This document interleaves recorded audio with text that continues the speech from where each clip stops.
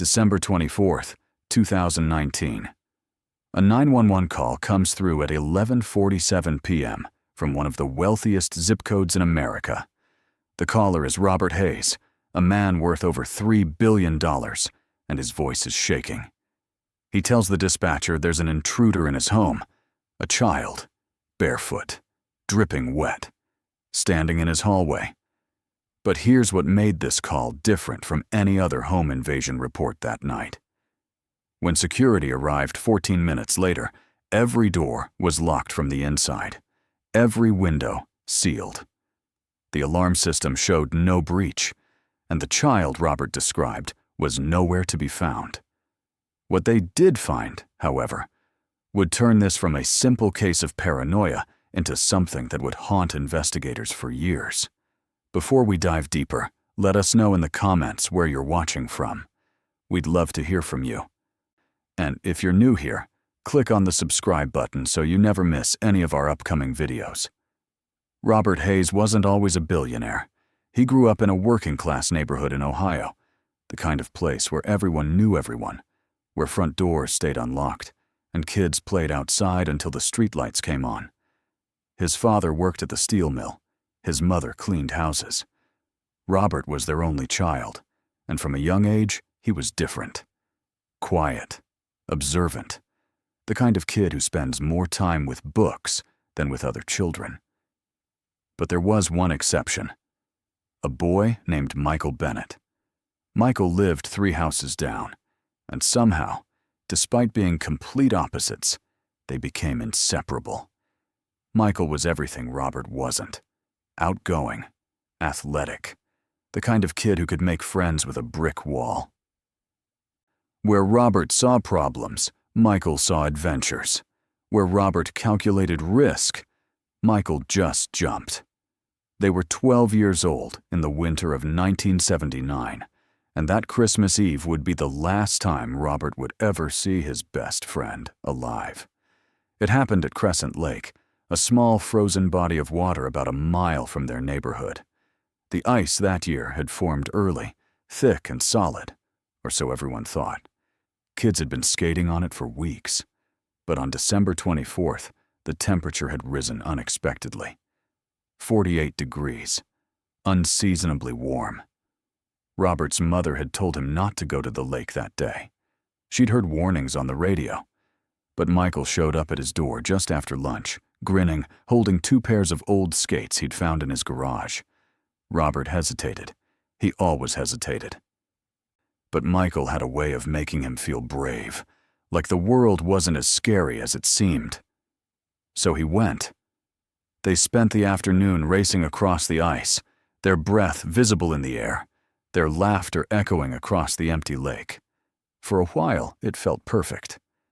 But then Michael wanted to go further, out toward the center, where the ice got thinner. Robert told him no. He could see the darker patches where the surface looked unstable. But Michael laughed it off. He always laughed things off. Robert stayed near the shore and watched as his best friend skated further and further out. And then he heard it. A crack, sharp and sudden like a gunshot. Michael stopped, turned. Their eyes met, and then the ice gave way. Michael disappeared under the water so fast that Robert's brain couldn't process what had just happened.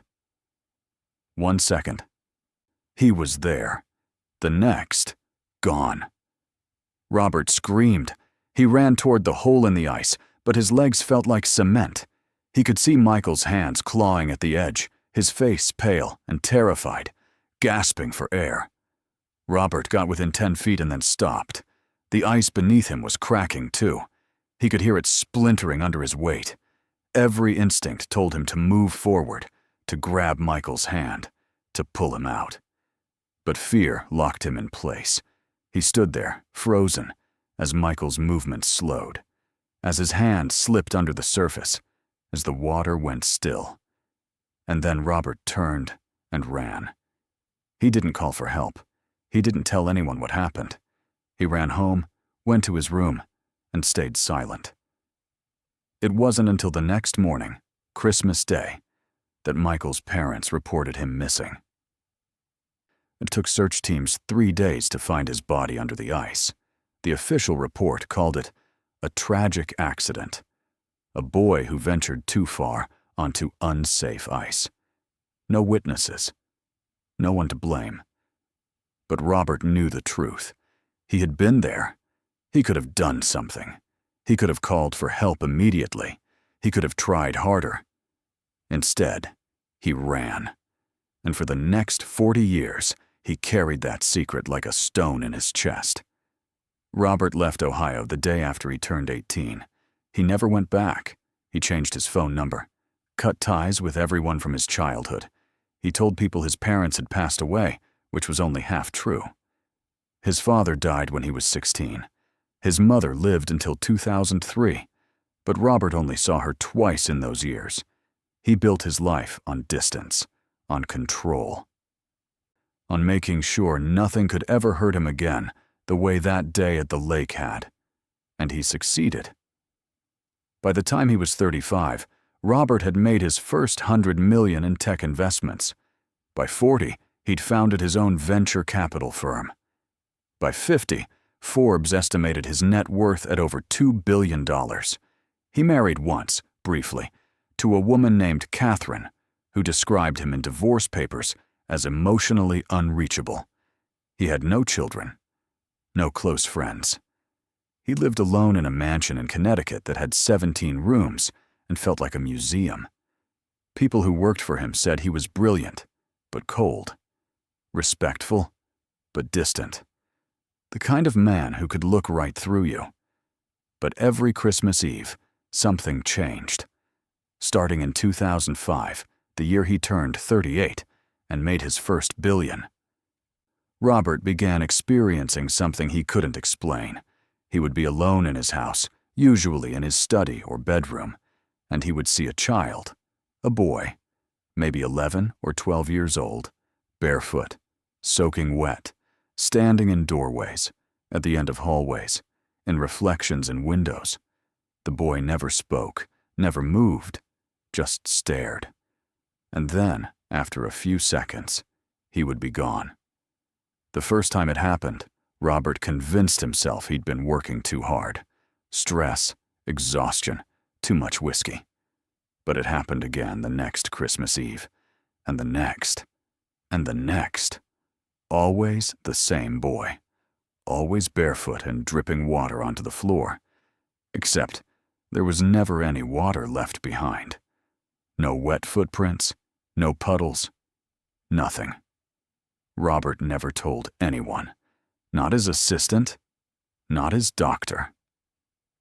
Not the few acquaintances he occasionally had dinner with. He told himself it was his mind playing tricks on him. Guilt manifests as a hallucination. But deep down, he knew. He knew exactly who the boy was. If this part is making sense, drop a comment with, "I'm still here," and let's see who's really watching to this point. By December 2019, Robert was 62 years old. The sightings had been happening for 14 years, always on Christmas Eve, always the same boy. But that year was different. That year, the boy didn't just appear and vanish. That year, he stayed. Robert was in his study at around 11:30 p.m.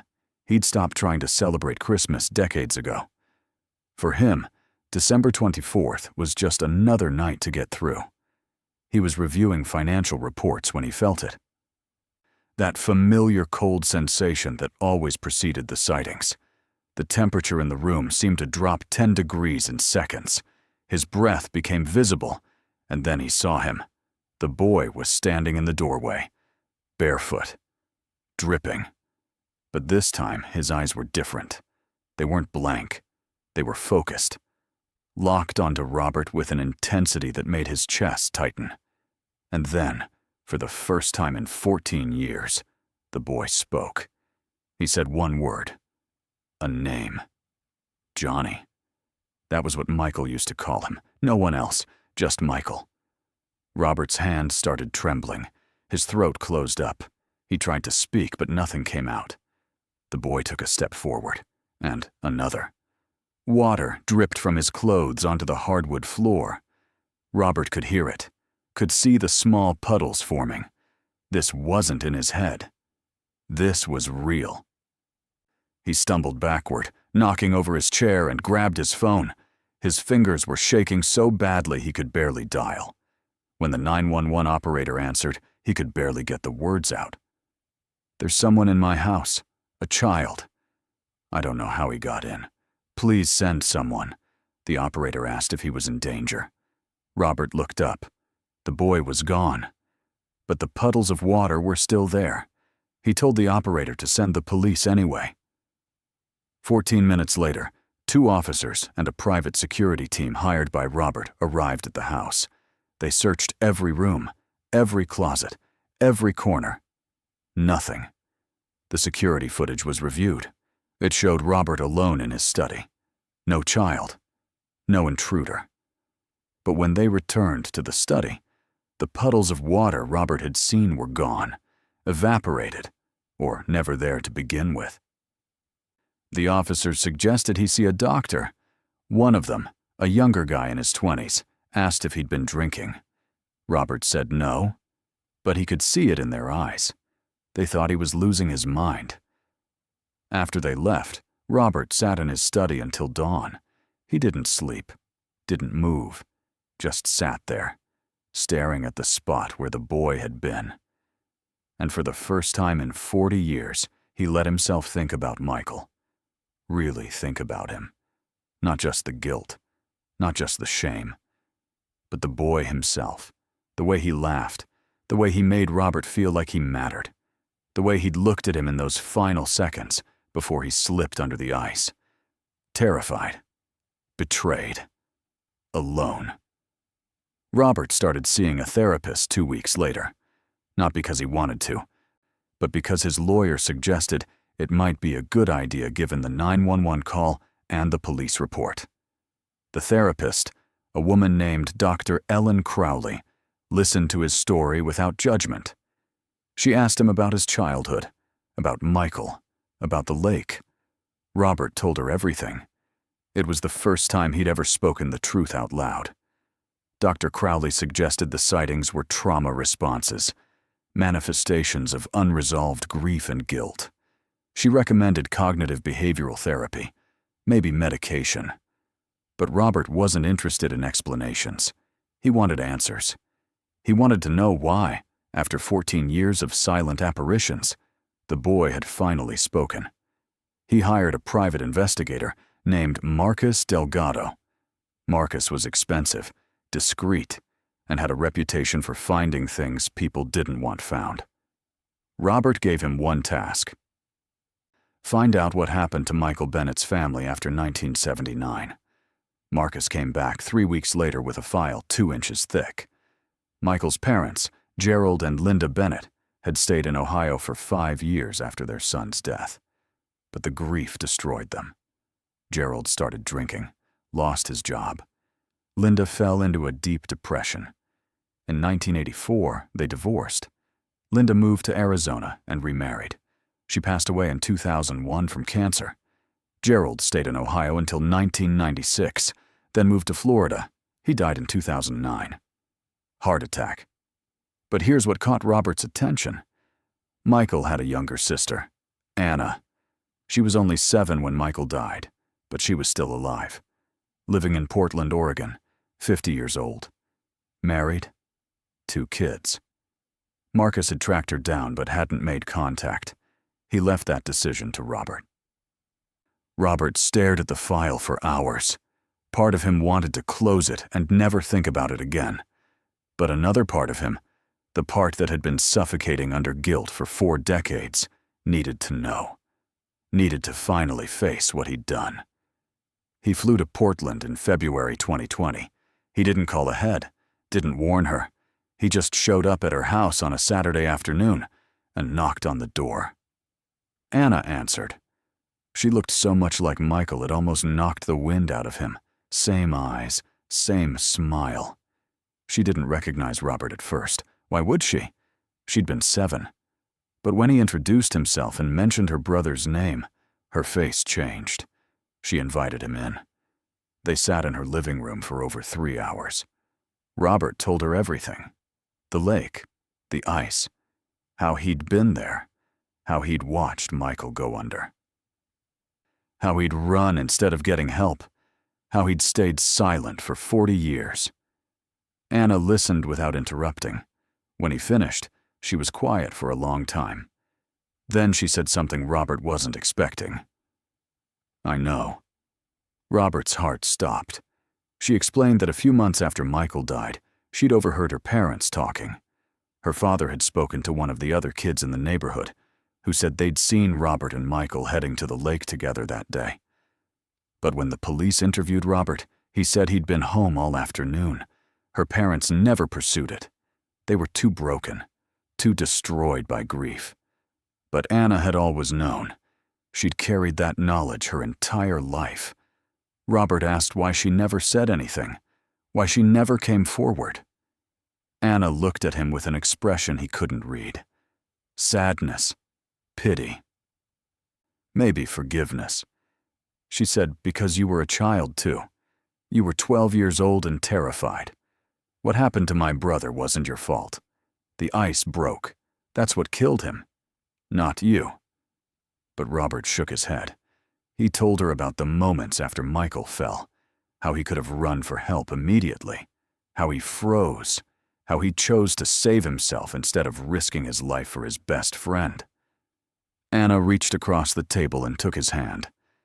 She said, "You've been punishing yourself for 40 years. Don't you think that's enough?" They talked for another hour. When Robert finally left, Anna walked him to the door. Before he stepped outside, she said one more thing. "Michael loved you. He wouldn't want you to live like this. He'd want you to forgive yourself." Robert drove back to his hotel and cried for the first time since he was 12 years old. When Robert returned to Connecticut, something had shifted. The weight he'd carried for so long felt lighter. Not gone, but manageable. He started making changes, small ones at first.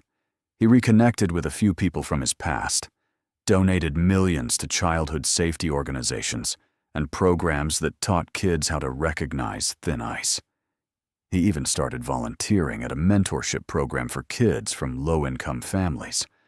But he still wondered about the sightings, why they'd started, why the boy had finally spoken.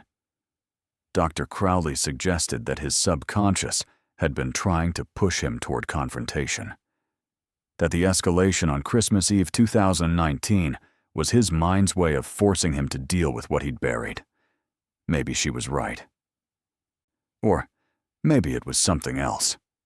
Christmas Eve 2020 came. Robert decided not to spend it alone. He invited Anna and her family to Connecticut. It was awkward at first. Her kids didn't know who he was or why this rich stranger had suddenly entered their lives. But Anna had told them the story, and they were kind, curious. They spent the evening together. Dinner, conversation, laughter. It felt strange, foreign, but good. At 11:30 p.m., Robert excused himself. He went to his study, the same room where he'd seen the boy a year earlier. He sat down and waited. 30 minutes passed. Midnight came and went. No cold air, no boy, no voice. Just silence. Robert closed his eyes and whispered into the empty room.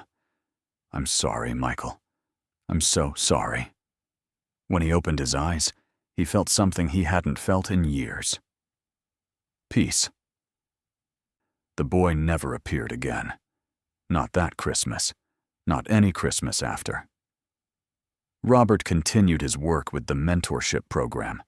He became close with Anna's family. He even started attending therapy regularly, not because he had to, but because he wanted to. In 2022, he wrote a private letter to Michael. He never sent it anywhere, just wrote it and kept it in his desk. In it, he said everything he'd never been able to say. "Thank you for being my friend. I'm sorry I wasn't braver. I hope wherever you are, you're skating on ice that never breaks." Robert Hayes passed away in his sleep in November 2024 at the age of 67. His will left the majority of his fortune to foundations supporting children in crisis, childhood trauma recovery programs, and water safety education. At his funeral, Anna gave the eulogy. She talked about guilt, about forgiveness, about how sometimes the ghosts we see aren't trying to haunt us, they're trying to set us free. And she ended with this: "My brother Michael died in 1979, but Robert Hayes spent 40 years dying with him. I'm just grateful he found a way to live again before it was too late." So let me ask you this. Do you think Robert was haunted by a ghost or by his own guilt? Could a 12-year-old boy really be blamed for freezing in fear? What would you have done in that moment on the ice? Drop your thoughts in the comments. I want to hear how this story made you feel. And if you made it this far, thank you for watching. This is the kind of story that stays with you. Hit that subscribe button if you want more real-life mysteries and emotional journeys like this one. We've got more coming. Trust me. You won't want to miss what's next.